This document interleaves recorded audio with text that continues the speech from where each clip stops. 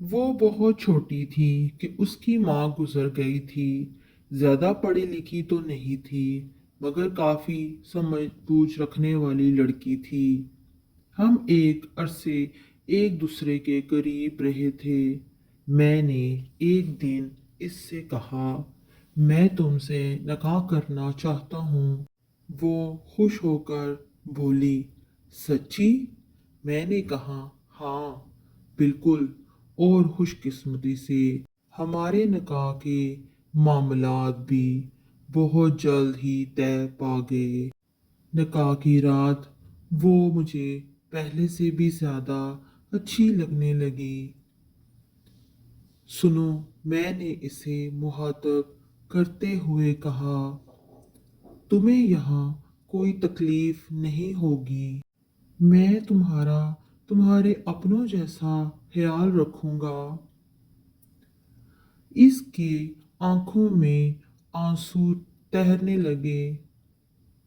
वो बिलक बिलक कर रोने लगी। वो इस तरह रो रही थी जैसे इसे कोई बड़ा सदमा लगा हो। मैंने इसका सर सीने से लगाकर इसे चुप कराने की कोशिश की, मगर अब वो पहले से भी ज्यादा रोने लगी। तुम्हें क्या हुआ है? मुझे बताओ। चुप हो जाओ, मैंने परेशानी में इसे तसल्ली देते हुए सवाल किया। वो रोती हुई मुझसे अलग हो गई और इसने पीठ से कमीज हटाकर मुझे पीठ दिखाई, जहां गालबन किसी तार या केबल से मारे जाने से सुर्ख लकीरें बन चुकी थीं। मैंने इसका सर दोबारा सीने से लगाया ताकि वो मज़ीद रो ले, और फिर वो दोबारा मेरे सीने से लगकर सिसकियां लेने लगी। मेरे दिल में इससे बेपनाह मोहब्बत और हमदर्दी जाग उठी थी।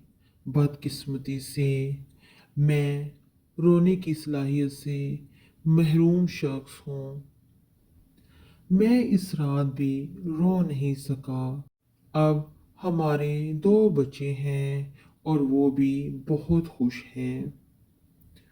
वो हमेशा मुझसे कहती है, तुम कभी भी मेरा ख्याल मेरे अपनों की तरह मत रखना, बल्कि तुम मेरा ख्याल वैसे ही रखना जैसे रखते हो। अब इसकी पीठ पर से सुर्ख लकीरें गायब हो चुकी हैं, मगर मेरी पलकों पर आज भी इस रात की तारीकी है, और मेरी आंखों में कई सुर्ख लकीरें हैं जो शायद ना रोने की वजह से नमूदार हुई हैं। मेरी वीडियो को लाइक और शेयर करें और मेरे चैनल को सब्सक्राइब करें ताकि आने वाली वीडियो आप तक बआसानी पहुंच सके। अगली वीडियो तक के लिए मुझे दें इजाज़त। अल्लाह हाफिज़।